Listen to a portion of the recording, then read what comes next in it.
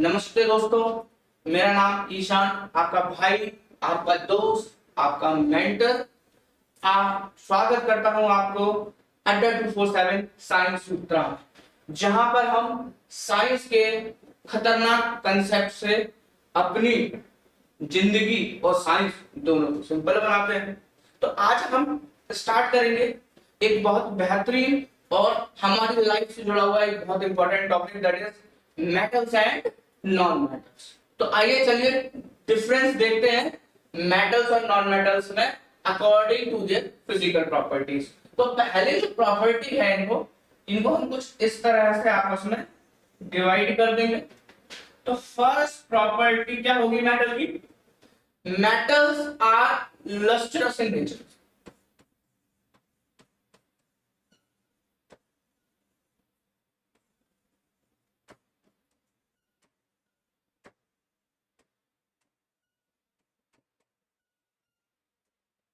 अब sir lustrous का meaning क्या होता है? तो लस्ट्रस मीनिंग होता है shiny appearance. Shiny appearance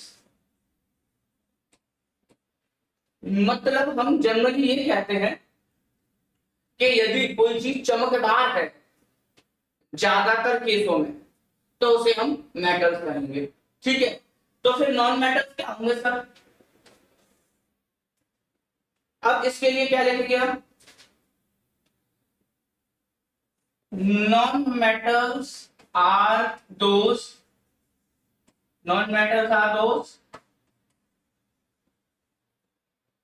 having dull appearance। जिनका अपीयरेंस डल होगा, जिनका अपीयरेंस कैसा होगा? डल होगा, या फिर जिनमें चमक नहीं होगी, ऐसे सब्सटेंसेस को हम नॉन मेटल्स बोलते हैं। ठीक है, अब मेरी एक बात समझना, केमिस्ट्री में आपने देखा होगा कि ज्यादातर जो चीजें हैं वो एक्सेप्शन पे काम करती हैं।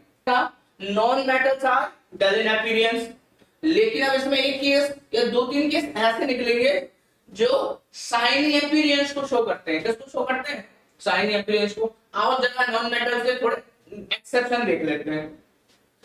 एक्सेप्शन क्या होगा नॉन मेटल में? तो नॉन मेटल में पहला एक्सेप्शन होगा हमारा आयोडीन। सेकंड क्या हो सकता है? ग्रेफाइट। और थर्ड एक्सेप्शन क्या होगा हमारा?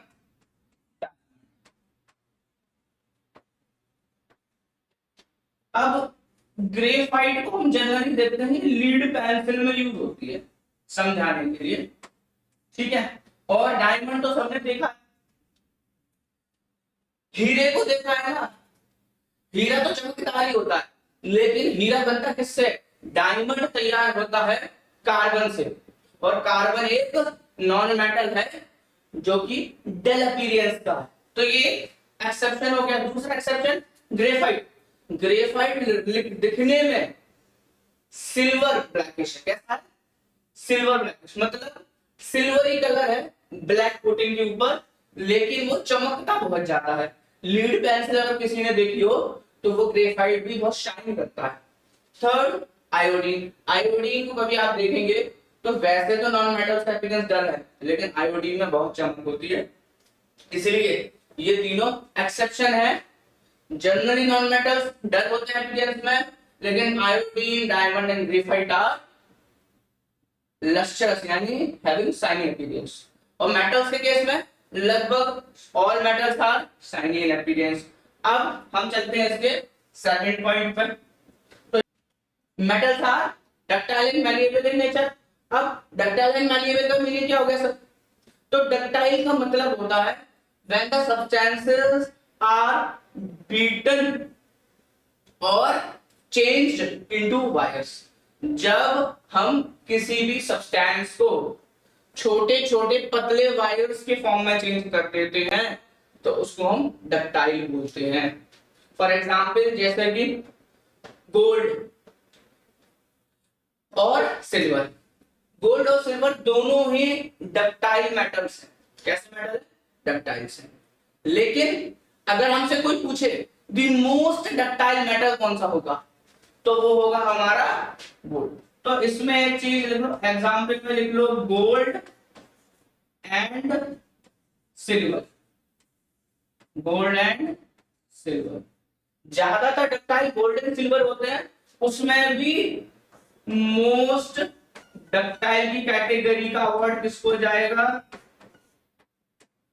मोस्ट डक्टाइल कैटेगरी का अवार्ड जाएगा गोल्ड को। ऐसा क्यों होता है, ऐसा इसलिए होता है कि आपने देखा होगा गोल्ड की बहुत पतली चेन या बालियां बन सकती हैं। मम्मियों को अक्सर देखा होगा या बहनों को, या आपने खुद भी पहना हो, तो आप गोल्ड की कितनी भी पतली वायर बनवा सकते हो, लेकिन आप सिल्वर की बहुत पतली वायर नहीं बनवा सकते, क्योंकि एक पॉइंट के बाद जो सिल्वर की स्ट्रेंथ है वो खत्म हो जाती है डक्टिलिटी की। तो सिल्वर बहुत पतली बारीक फॉर्म में चेंज नहीं हो सकता वायर्स की, लेकिन गोल्ड का हम वायर कितना भी पतला कर सकते हैं, गोल्ड का वायर हम कितना भी पतला कर सकते हैं। इसलिए गोल्ड जो है हमारा डक्टाइल है, मोस्ट डक्टाइल है, ठीक है, और सिल्वर डक्टाइल है बट गोल्ड से कम है। आई होप इतनी बात आपको समझ में आएगी। अब मैलिएबिलिटी का मतलब क्या होता है, तो मेरे भाई मैलिएबिलिटी का मतलब है which are converted into thin sheets, ऐसे सब्सटेंसेस जिनको हम थिन शीट्स में कन्वर्ट कर सकते हैं उनको हम मैलिएबल बोलते हैं। तो मेटल्स मैलिएबल है। अच्छा, गोल्ड और सिल्वर दोनों ही मैलिएबल मेटल्स हैं, और सबसे ज्यादा यूज होने वाला मैलिएबल मेटल कौन है, कोई बता सकता है क्या? गर्मियों का सीजन चल रहा है, इस समय सब जगह दिखाई दे रहा होगा आपको मैलिएबल मेटल। मैं बात कर रहा हूं एल्यूमिनियम की। एल्यूमिनियम की शीट्स से ही कूलर तैयार होते हैं जो हमें ठंडी हवा देते हैं, है ना मेरे भाई। तो गोल्ड और सिल्वर कहां देखे आपने मैलिएबल मेटल्स के फॉर्म में? चांदी और सोने का बर्फ देखा है मिठाइयों के ऊपर, तो वो चांदी और सोने का बर्फ कैसे हो पाता है?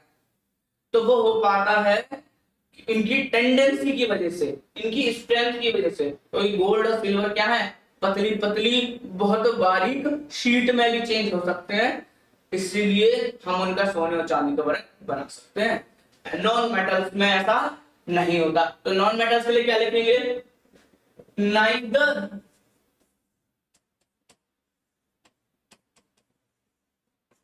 दे आर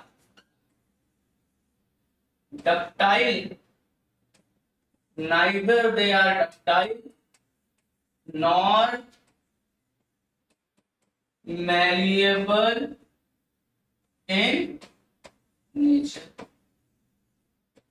ना ही ये डक्टाइल है तो ना ही ये मैलिएबल है नेचर। ना ही उतनी बात समझ में आई होगी। अब चलते हैं थर्ड पॉइंट पे, इनकी और क्या प्रॉपर्टीज हैं जिससे हम पता कर सकते हैं कि मेटल्स कौन सा होगा और नॉन मेटल क्या होगा। तो हमारी जो थर्ड प्रॉपर्टी है, they are good conductors of heat and electricity. They are good conductor of heat and electricity. जो हमारे मेटल्स होते हैं ये बहुत अच्छे कंडक्टर हैं, किसके? हीट और इलेक्ट्रिसिटी के। जब हम हीट की बात करते हैं, अगर हम हीट की बात करेंगे उसमें हम लिखते हैं टर्म थर्मल कंडक्टिविटी।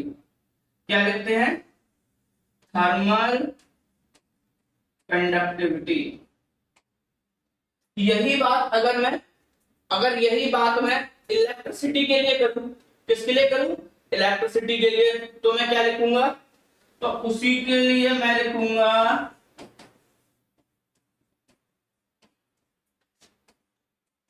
इलेक्ट्रिकल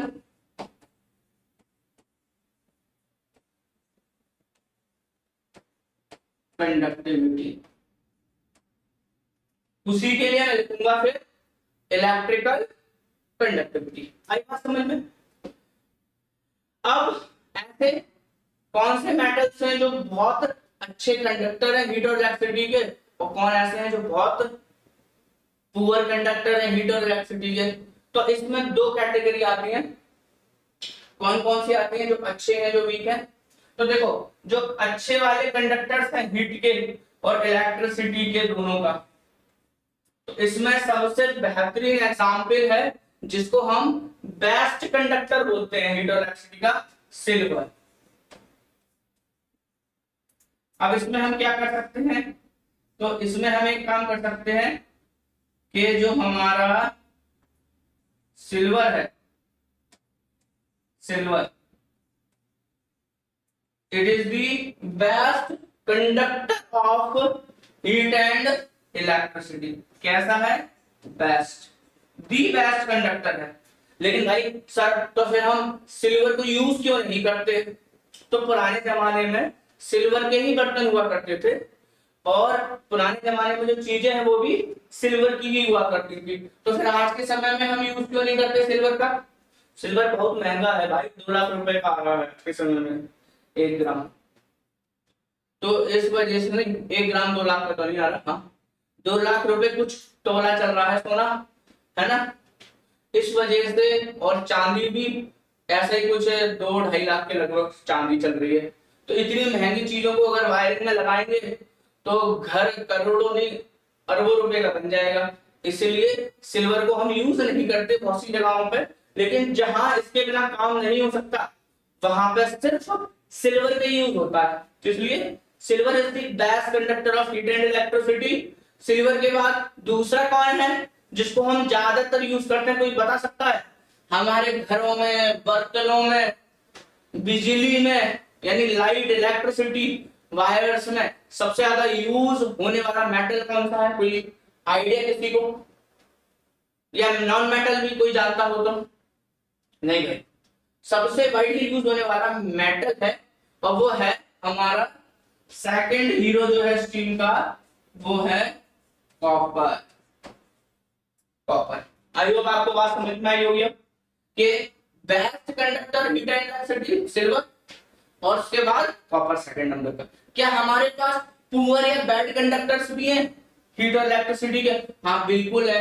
हम यहाँ पर हीट और इलेक्ट्रिसिटी के बैड कंडक्टर्स में 2 इंपॉर्टेंट है, एक है लेड और दूसरा है मर्क्यूरी। अब हमारे जो बैड कंडक्टर्स हैं उनमें दूसरा कौन है? तो हमारे जो बैड कंडक्टर्स है उसमें दूसरा है हमारा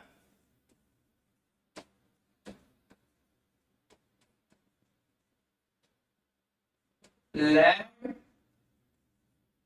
एंड मर्क्यूरी। इनको हम बैड भी बोल सकते हैं और पुअर, मतलब ये प्रॉपर कंडक्ट नहीं करते हीट और इलेक्ट्रिसिटी को। तो आई होप आपको इतनी बात समझ में आए होंगे। ये बड़े ही दोनों बहुत इंपॉर्टेंट टॉपिक हैं, बोर्ड में इससे रिलेटेड लास्ट 2 इयर्स में भी क्वेश्चन आए हुए हैं और आगे आने वाले टाइम में भी इससे क्वेश्चन आते रहेंगे। इस सदाबहार पॉइंट है मेटल्स और नॉन मेटल्स। अब नॉन मेटल्स की बात करते हैं तो they are bad conductors of heat and electricity. तो जनरल डेफिनेशन पॉइंट क्या होगा इसके लिए? दे आर बैड कंडक्टर्स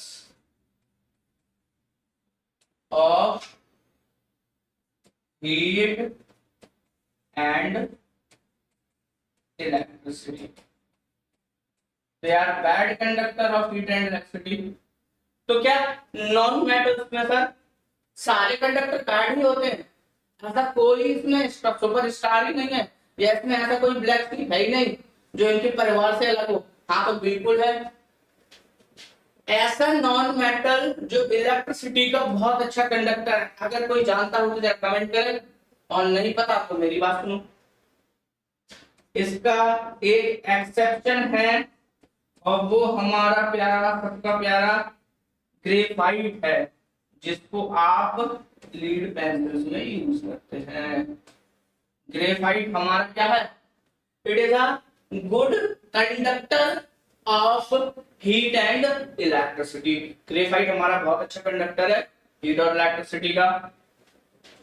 ठीक है, अब आगे हम समझते हैं अपने 4th पॉइंट को।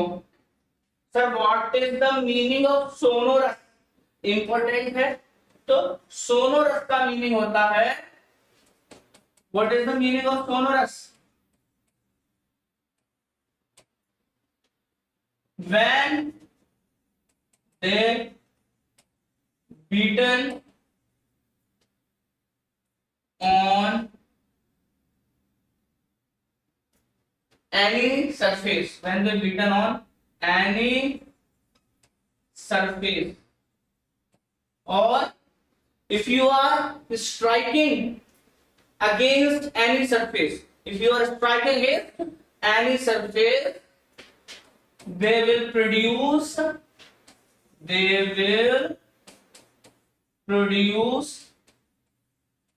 sound, they will produce sound when be beaten or striking against any surface, they will produce sound। तो अगर कोई भी सब्सटेंस साउंड प्रोड्यूस करता है तो उसको हम सोनोरस बोलेंगे। और लगभग all generally metals are sonorous in nature। For example school में आयरन बेल टन टन टन टन टन टन घंटी बजाई और खूब तेज आवाज हुई और बच्चे स्कूल छोड़ के भाग गए, तो आयरन बेल का एग्जाम्पल है sonorous. They are non metal में they are non sonorous in nature, non sonorous in nature. अब इसका कोई एग्जाम्पल नॉन सोनोरस का, भाई तुम सल्फर को फेंके मारोगे, आयोडीन को फेंके मारोगे तो ये टूट जाएंगे, ये आवाज नहीं करेंगे, इसलिए या फिर इनको किसी सरफेस से हिट करेंगे तो इनमें जो साउंड है वो बहुत अच्छा प्रोड्यूस नहीं होगा, बस गिरने का या टूटने का साउंड आता है। तो गिरने या टूटने वाले सब्सटेंस को हम सोनोरस नहीं बोलते, इसलिए non metals are non sonorous in nature. I hope इतनी बात समझ में आई होगी आपको। अब हम चलते हैं फिफ्थ पॉइंट पे, ठीक है। हमारा फिफ्थ पॉइंट क्या है, तो फिफ्थ पॉइंट क्या कहता है हमारा, अब हमारा जो फिफ्थ पॉइंट ये कहता है कि हमारे जो मेटल्स हैं, मेटल्स कैसे हैं, they are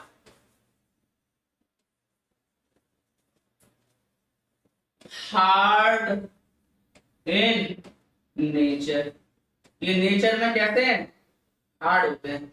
that means generally rough and tough होते हैं, ये जनरली सारे मेटल कैसे होता है, रफ एंड टफ, मजबूत होते हैं। लेकिन इसमें भी एक ब्लैक स्ट्रिप है। अब इसमें एक्सेप्शन हो सकता है क्या कोई, आपने कहा सर सारे मेटल जनरली हार्ड होते हैं, मतलब मैं यदि लोहे को हाथ से तोड़ना चाहूं तो प्रेशर देके नहीं तोड़ सकता, एल्यूमिनियम को भी नहीं तोड़ सकता, कॉपर को भी इन जनरल नहीं तोड़ सकता। हाँ, लेकिन यदि मैंने सोडियम पोटेशियम और लिथियम ले लिया, क्या ले लिया, सोडियम पोटेशियम और लिथियम, क्यों, they are soft metals, they are soft metals, even they cut with the knife। Sodium potassium lithium इतने सॉफ्ट होते हैं कि आप इनको नाइफ यानी चाकू से भी काट सकते हैं, आएगा समझ में, इसलिए हमारे एक्सेप्शन हो जाएंगे। मेटल्स वैसे तो टफ और हार्ड है, सख्त है, सख्त लोहे की तरह सख्त है, लेकिन ये तीन नॉन, आएगा समझ में, दे आर एक्सेप्शन। इनको याद रखना, क्वेश्चन आता है कि सॉफ्ट मेटल्स के एग्जांपल क्या हो सकते हैं, या फिर वो क्वेश्चन ऐसे पूछता है कि मेटल्स तो जनरली हार्ड होते हैं, हमारे पास क्या ऐसा कोई मेटल है जो सॉफ्ट भी होता हो नेचर में, और होता है तो कैसे। तो सोडियम पोटेशियम लिथियम हमारे सॉफ्ट मेटल है, ऐसे सॉफ्ट हैं जिनको हम नाइफ से भी कट इजीली कर सकते हैं, ठीक है। तो ऐसे कोई नॉन मेटल्स है हमारे, या जो हार्ड है नेचर में, non metals are generally soft in nature. Soft का मतलब कमजोर होते हैं, जरा सा भी इनके ऊपर प्रेशर दोगे तो ये टूट जाएंगे, ब्रेक हो जाएंगे।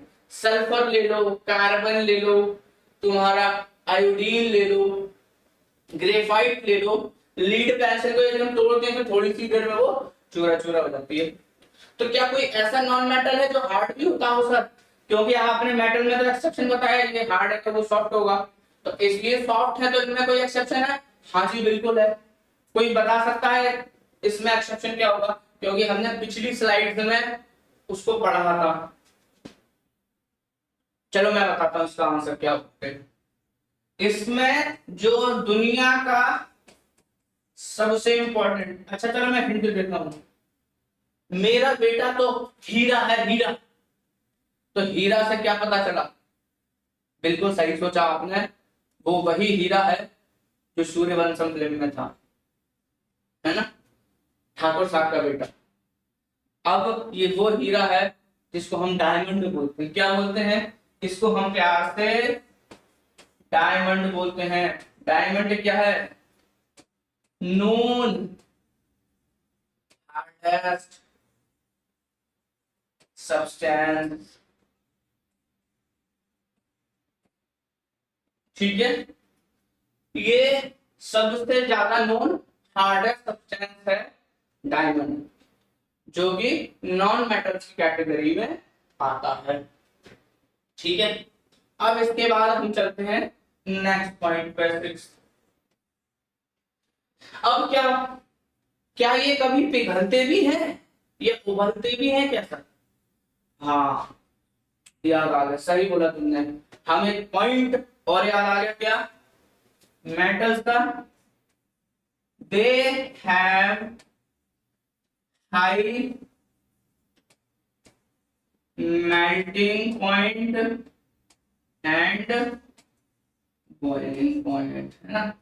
They have high melting and boiling point. ठीक है, और नॉन मेटल में क्या होता होगा? तो नॉन मेटल में होता है they have low melting point and boiling point. अब मेरा आपसे क्वेश्चन है, क्या इसमें एक्सेप्शन होंगे दोनों में? हाँ, दोनों में एक्सेप्शन है। मेटल्स का पहला एक्सेप्शन देखते हैं क्या है।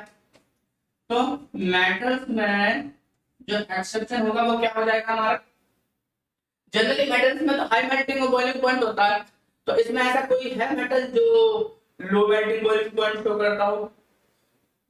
तो हमारे पास लो मेल्टिंग पॉइंट वाला मेटल है कौन सा? Gallium and caesium. Gallium and caesium.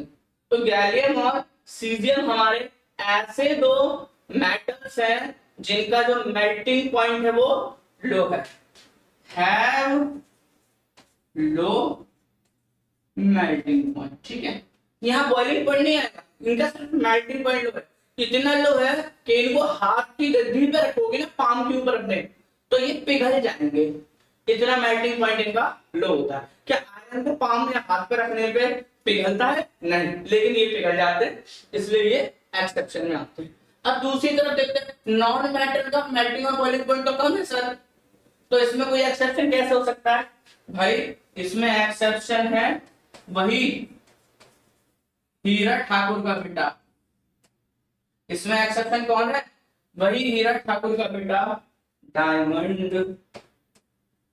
Diamond कैसे? हाईएस्ट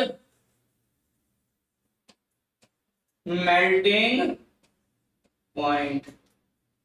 डायमंड को यदि मुझे मेल्ट करना है तो मुझे 3000 डिग्री सेल्सियस यानी 3000 डिग्री सेल्सियस से ज्यादा का टेम्परेचर चाहिए। मतलब सूरज की रोशनी यानी सूरज की जो हीट वेव का टेम्परेचर है वो अराउंड 6000 डिग्री सेल्सियस होता है, उसके जस्ट हाफ। जब हम इतना टेम्परेचर लाएंगे तब इसको मेल्ट कर पाएंगे। इसीलिए ये हमारा एक्सेप्शन है नॉन मेटल्स में डायमंड। आई बात समझ में? अब चलते हैं हम अपने नेक्स्ट पॉइंट के पास। They are basic in nature. Metals का हमारे कैसा नेचर होता है? Basic. Metals generally basic nature के होते हैं, मतलब मेटल्स जब रिएक्ट करते हैं तो वो क्या बनाते हैं? बेस बना देते हैं। क्या बना देते हैं? बेस। सपोज मैंने किसी मेटल्स की रिएक्शन, मान लो सपोज मैंने किसी मेटल की रिएक्शन ऑक्सीजन के साथ कराई, तो ये MO बन गया, है ना? तो अब जो ये मेटालिक ऑक्साइड है, ये क्या है? एक मेटालिक ऑक्साइड बनेगी इसमें। तो ये जो हमारी मेटालिक ऑक्साइड है, ये कैसी होगी नेचर में? बेसिक होगी। ठीक है, ये बेसिक नेचर शो करेगी। इसका मतलब और क्या सीखा हमने? हमने दूसरा पॉइंट भी सीख लिया, मेटल्स हमेशा मेटालिक ऑक्साइड फॉर्म करते हैं ऑक्सीजन के साथ रिएक्ट करके, और जो ये मेटालिक ऑक्साइड्स हैं वो नेचर में बेसिक होती हैं। ये हमारे आगे काम आएगा। तो मैंने नॉन मेटल्स में क्या होगा, जैसा इसमें है वैसा इसमें, तो थोड़ा सा चेंज है। They are acidic in nature, they are acidic in nature. अब ये नेचर में एसिडिक है, इसका मतलब क्या है? अगर मैं किसी नॉन मेटल का रिएक्शन ऑक्सीजन के साथ करा रहा हूं तो मुझे नॉन मेटेलिक ऑक्साइड मिल रही है। क्या मिल रही है? Non metallic oxide. अब जो हमारी नॉन मेटालिक ऑक्साइड है वो नेचर में कैसी है? एसिडिक। कैसी है वो? एसिडिक। ठीक है, तो मेटालिक, मेटल से मेटालिक ऑक्साइड बनेगी, नॉन मेटल से नॉन मेटालिक ऑक्साइड बनेगी। एक एसिडिक होगा नेचर में और एक बेसिक होगा। अब इसके बाद और क्या हो सकता है point? They are good reducing agents, they are good reducing agents. अब ये क्या होंगे फिर? इनका भी लिख लेते हैं, फिर एक साथ समझेंगे। Non metals are good oxidising agent, non metals are good oxidising agents. हालांकि हमने रिड्यूसिंग एजेंट्स और ऑक्सीडाइजिंग एजेंट्स के बारे में अपने लास्ट लेक्चर में पढ़ा था। देखो रिड्यूसिंग एजेंट कौन होते हैं? तो रिड्यूसिंग एजेंट्स वो होते हैं जिनमें कौन सी प्रोसेस हो रही है? ऑक्सीडेशन प्रोसेस हो रही है। कौन सी प्रोसेस हो रही है? ऑक्सीडेशन।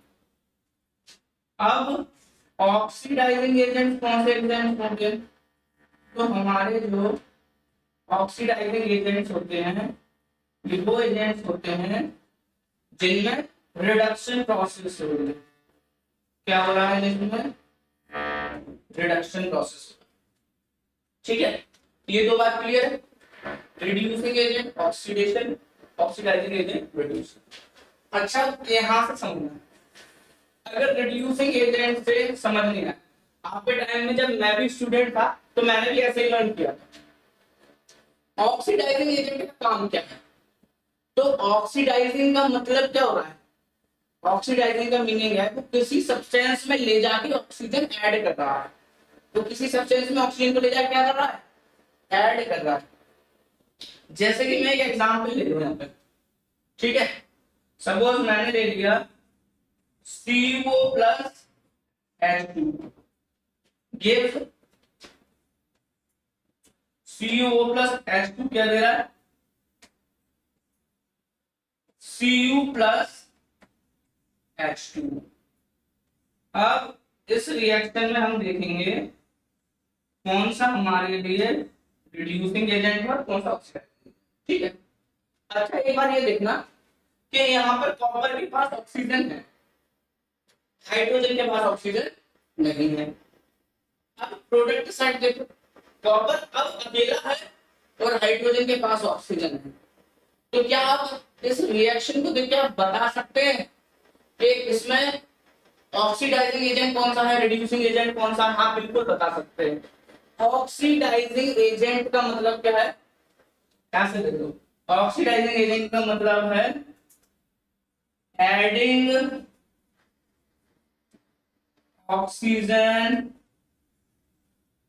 टू अदर्स, मतलब वो ऑक्सीजन दूसरे सब्सटेंस में ऐड कर रहा है, ऐसे एजेंट को हम ऑक्सीडाइजिंग एजेंट बोलते हैं, जो दूसरे में ऑक्सीजन ऐड कर रहा है। ठीक है, तो यहाँ पर कॉपर ऑक्साइड पे था पहले ऑक्सीजन, पहले ऑक्सीजन किस पे था, कॉपर ऑक्साइड पे। अब ये ऑक्सीजन प्रोडक्ट साइड किस पे आ गया, हाइड्रोजन पे। तो अब मुझे बताओ इस केस में ऑक्सीडाइजिंग एजेंट कौन होगा? मेरे पास कुछ था, मैंने दूसरे को दे दिया, तो मैं डोनर बन गया। क्या बन गया मैं, डोनर। ऑक्सीडाइजिंग एजेंट में क्या थी, ऑक्सीजन। ऑक्सीडाइजिंग एजेंट में क्या थी, ऑक्सीजन। तो उसने क्या किया, ऑक्सीडाइजिंग एजेंट ने अपनी ऑक्सीजन दूसरे को दे दी, बोले तू रख, मुझे जरूरत नहीं। ठीक है, तो ऑक्सीडाइजिंग एजेंट क्या कर रहा है, दूसरे में ऑक्सीजन ऐड कर रहा है। कॉपर ऑक्साइड यहाँ पे किसकी तरह काम करेगा, ऑक्सीडाइजिंग एजेंट की तरह। कॉपर ऑक्साइड यहाँ पे किसकी तरह काम करेगा, ऑक्सीडाइजिंग एजेंट की तरह। कॉपर ऑक्साइड ने अपनी ऑक्सीजन किसको दे दी, हाइड्रोजन को, तो ये वाटर में चेंज हो गया। अब रिड्यूसिंग एजेंट का काम क्या है, अगर ये अपनी ऑक्सीजन दूसरे को दे रहा है तो रिड्यूसिंग का काम है दूसरे की ऑक्सीजन लेके अपने वाले को देना। भाई जैसे समझो तुम्हारे दो दोस्त हैं और तुम्हारे दो दोस्तों के साथ एक तीसरा बंदा भी है जिसके पास खूब बढ़िया गाड़ी है। तुमने क्या कहा, यार हम दोनों के पास नहीं, इसके पास तो गाड़ी है। तो उसने क्या किया, अपने दोस्त का बोला ऐसा कर, इसकी गाड़ी तू लेके आया। तो उसके पास जो था उसने उसके को छुड़ा दिया, जिद करके, जबरदस्ती करके। तो वो कैसा एजेंट हो गया, वो रिड्यूसिंग एजेंट। रिड्यूसिंग मतलब दूसरे की चीज को कम कर देना। यहां पे क्या है, रिमूविंग ऑक्सीजन फ्रॉम अदर्स। यहां दूसरे की हमने ऑक्सीजन को रिमूव कर दिया। ठीक है, तो वो रिड्यूसिंग एजेंट कहलाएंगे। और जो रिड्यूसिंग एजेंट होते हैं उनमें जो प्रोसेस होती है वो ऑक्सीडेशन होती है, और जो ऑक्सीडाइजिंग एजेंट होते हैं उनमें जो प्रोसेस होती है वो रिडक्शन। अब ये हाइड्रोजन क्या है, जल्दी जल्दी आंसर करो। तो मेरा हाइड्रोजन क्या है, रिड्यूसिंग एजेंट है। तो समझ में आई क्या वो क्यों, क्योंकि इस हाइड्रोजन ने इसकी ऑक्सीजन अपने पास ले ली। अब मैं पूछूं कि ऑक्सीडेशन प्रोसेस किसमें हुई है और रिडक्शन प्रोसेस किसमें हुई है, तो क्या आप इसका जवाब दे सकते हैं? हाँ बिल्कुल दे सकते हैं कि कौन सा सब्सटेंस ऑक्सीडाइज हुआ है, कौन सा सब्सटेंस ऑक्सीडाइज हुआ है, और कौन सा सब्सटेंस रिड्यूस हुआ है। या फिर मैं कहूं ऑक्सीडेशन कहां हुआ है और रिडक्शन कहां हुआ है। कोई बता सकता है? इसका आंसर आपको कमेंट में देना है, अगर जिसको आता है, और जिसको नहीं आता तो यहां देख दो। तो ये जो हमारा, अच्छा एक चीज याद रखना, कोई भी सब्सटेंस रिड्यूस हो रहा है या ऑक्सीडाइज हो रहा है ये हमको पता कैसे चलेगा? तो कोई भी सब्सटेंस रिड्यूस या ऑक्सीडाइज हो रहा है ये हमको पता रिएक्टेंट साइड से चलेगा। कभी भी हम सब्सटेंस के रिडक्शन और ऑक्सीडेशन या ऑक्सीडाइजिंग एजेंट या रिड्यूसिंग एजेंट को प्रोडक्ट साइड से कभी नहीं लिखते। आई होप आपको इतनी बात समझ में आई।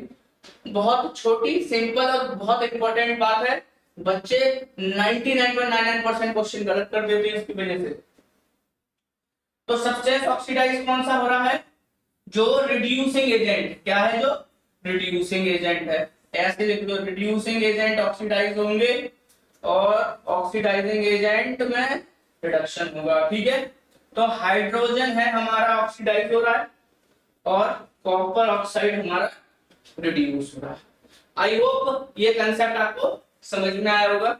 ये कंसेप्ट समझाना इसलिए जरूरी था क्योंकि ये बहुत इंपॉर्टेंट है, चैप्टर 1 में भी, चैप्टर 2 में भी, चैप्टर 3 में भी और चैप्टर 4 में भी। ये हमारे केमिस्ट्री का बेस है, इसलिए मैंने इस पॉइंट को समझाने में इतना टाइम लिया। आई होप आपको इतनी चीज समझ में आई होगी। अब हमने देख लिया मेटल्स अच्छे रिड्यूसिंग एजेंट हैं और नॉन मेटल अच्छे ऑक्सीडाइजिंग एजेंट्स होते हैं। ठीक है, ऐसा क्यों है, ये रिड्यूसिंग एजेंट क्यों है और एक ऑक्सीडाइजिंग एजेंट क्यों है? इसका मतलब क्या है, जो अच्छे रिड्यूसिंग एजेंट हैं उनके अंदर जो प्रोसेस होती होगी वो ऑक्सीडेशन भी होता होगा इनके अंदर। क्या होता होगा इनके अंदर? ऑक्सीडेशन। इनके अंदर जो प्रोसेस होती होगी वो ऑक्सीडेशन प्रोसेस होती होगी। कैसी प्रोसेस होती होगी? ऑक्सीडेशन। अच्छा, जो अच्छे ऑक्सीडाइजिंग एजेंट हैं उनके अंदर रिडक्शन प्रोसेस भी होता होगा। इनके अंदर रिडक्शन प्रोसेस भी होता होगा, है ना? तो हम क्या कह सकते हैं, non metals undergo reduction process and metals undergo oxidation process. इतनी बात समझ गई। अब इसका जो मोस्ट और फॉरमोस्ट कंसेप्ट है, मतलब ऑक्सीडेशन और रिडक्शन का मीनिंग क्या होता है, ऐसा हमने यहाँ पे क्यों कहा? तो एक ऑक्सीडेशन की डेफिनेशन होती है क्या? अब हम इसकी तीनों डेफिनेशन सीखेंगे। हमने पीछे कंसेप्ट सीखा, अब हम इसकी तीनों तरह की डेफिनेशन समझते हैं। पहली डेफिनेशन क्या कहती है? Addition of oxygen. तो हम इसको ऑक्सीडेशन प्रोसेस बोल देंगे। सेकंड प्रोसेस क्या कहती है? Removal of hydrogen. किसी रिएक्शन में यदि हाइड्रोजन रिमूव हो रहा है तब उसको हम ऑक्सीडेशन प्रोसेस बोल देंगे। थर्ड केस में क्या बोलेंगे हम? Loss of electron. हो जाएगा गेन ऑफ इलेक्ट्रॉन और एक हो जाएगा लॉस ऑफ इलेक्ट्रॉन। यदि एटम इलेक्ट्रॉन को गेन कर रहा है तो वो प्रोसेस रिडक्शन है, यदि कोई एटम इलेक्ट्रॉन को लूज कर रहा है तो वो प्रोसेस ऑक्सीडेशन है। आई बात समझ में? अब मेटल की टेंडेंसी क्या होती है? मेटल की टेंडेंसी क्या होती है? तो मेटल की टेंडेंसी होती है लॉस ऑफ इलेक्ट्रॉन की, है। अब हम एक पॉइंट 10 बना देते हैं, फिर साथ में समझेंगे इस चीज। तो मेटल्स आर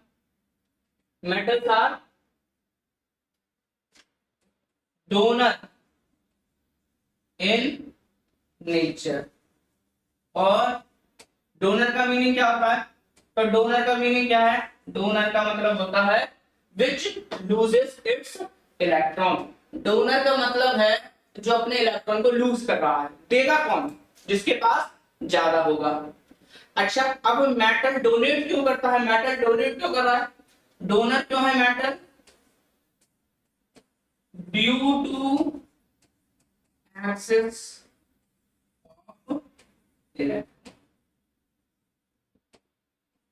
क्योंकि मेटल्स के पास इलेक्ट्रॉन एक्सेस में है, इसलिए वो डोनेट करने की कैपेसिटी रखता है। इसलिए मेटल को हम डोनर भी कहते हैं और इलेक्ट्रॉन लूजर भी कहते हैं। मतलब ये लूजर है जो इलेक्ट्रॉन को लॉस कर रहा है। अच्छा, इलेक्ट्रॉन लॉस क्यों हो रहा है? Due to excess. जब किसी के पास कोई चीज ज्यादा होती है तो वो दान कर सकता है। अब जिसके पास खुद है ही नहीं वो क्या दान करेगा? तो इसके पास ज्यादा है इसलिए डोनेट कर रहा है। ठीक है, इसलिए मेटल्स में प्रोसेस जो है वो ऑक्सीडेशन होती है, बाकी loss of electron.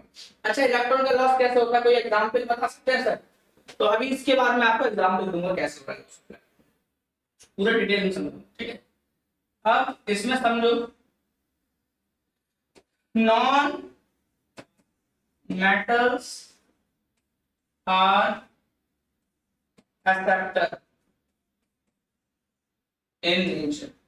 Non metals nature में कैसे हैं? एक्सेप्टर। एक्सेप्टर का मतलब कौन होता है? जो गेन कर रहा है। एक्सेप्टर कौन हो रहा है?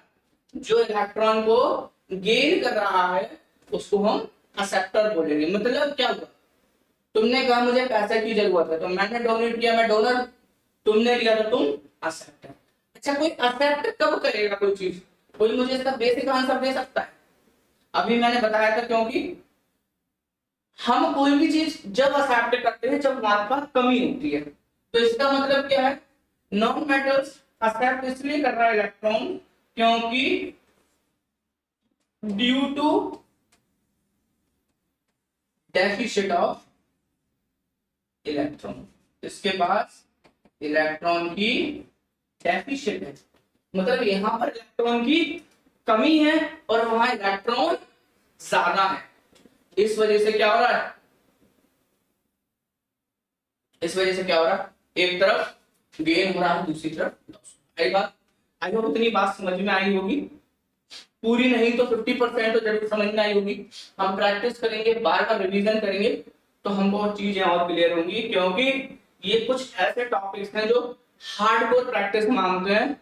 कोई मेरे पास जन्म मुट्ठी नहीं है या जादू की छड़ी नहीं है कि घुमाऊंगा और तुमको आ जाएगा। आई होप आपको इतनी बात समझ में आई होगी।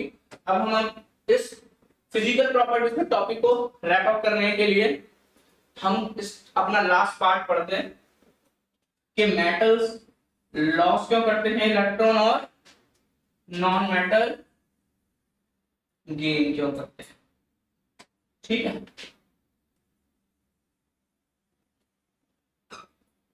इधर हम ले रहे हैं सोडियम मेटल, ठीक है। इधर मैं ले रहा हूं chlorine non metal, chlorine non metal, ठीक है।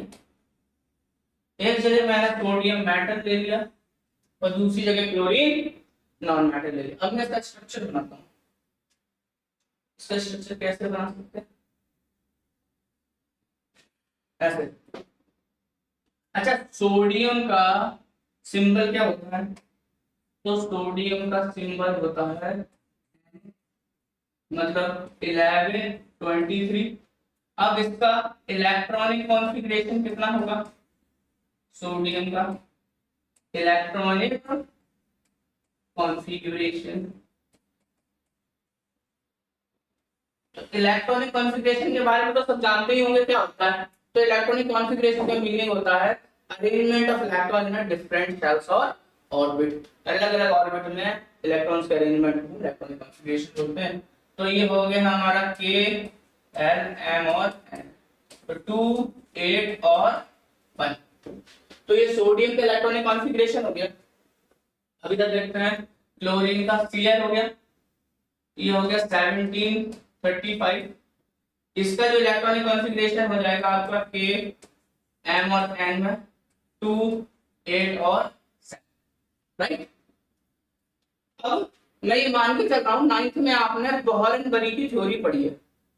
तो बोहर थ्योरी क्या कहती है, हर शेल का अपना एक डेफिनेट अमाउंट ऑफ एनर्जी होता है, उसके अकॉर्डिंगली हम शेल की फिलिंग कर सकते हैं।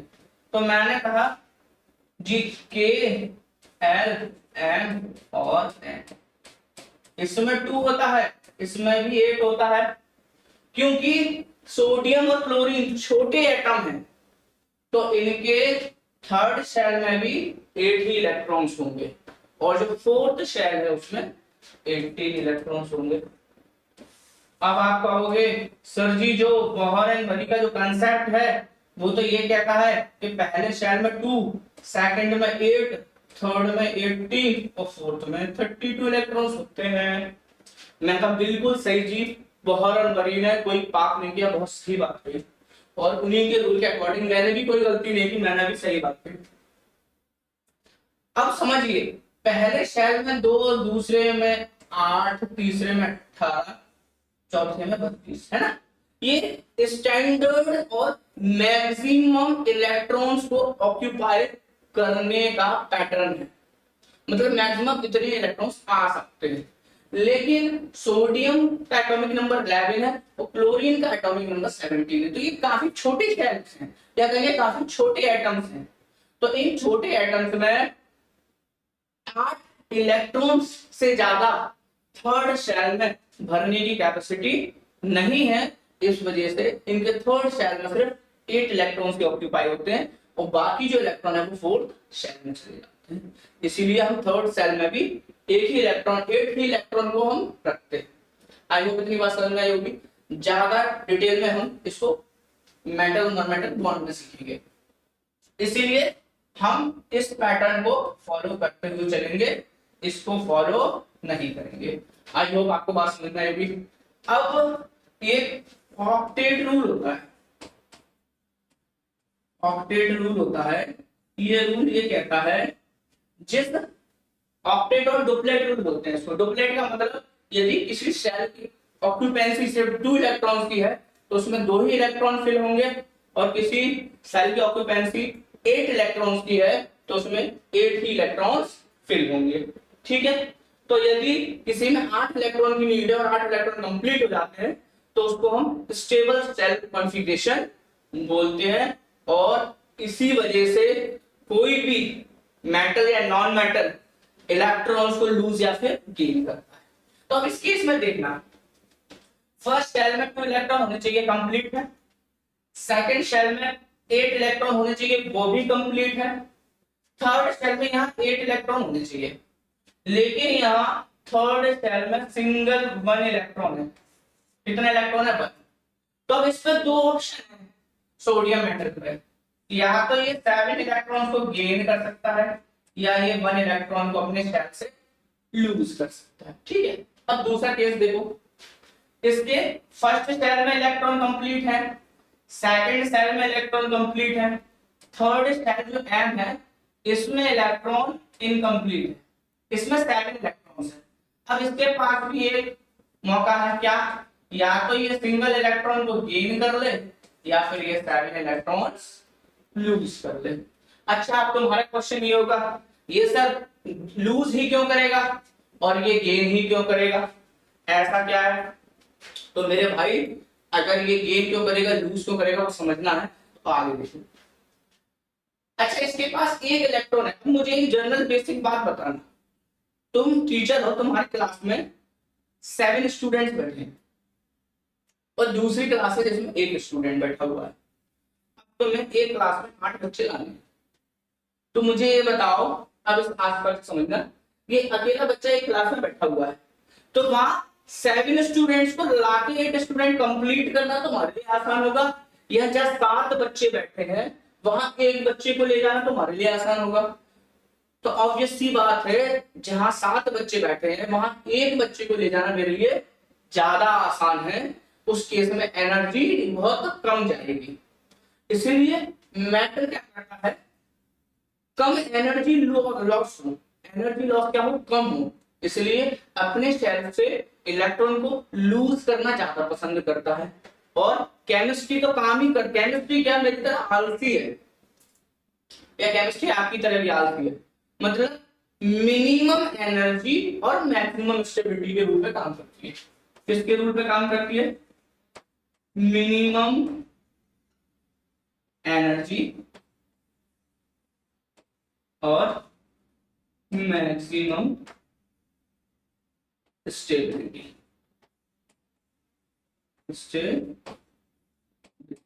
ठीक है, मिनिमम एनर्जी और मैक्सिमम स्टेबिलिटी, कम मेहनत ज्यादा फायदे पे काम करना चाहती है। ये भी शेयर मार्केट के बारे में सीख के आइए, ठीक है ना। तो उस केस में हमें करना क्या है, इस केस में इसके लिए एक इलेक्ट्रॉन को लूज करना ज्यादा आसान होगा अपनी ऑर्बिट से, रादर देन इलेक्ट्रॉन को गेन करना।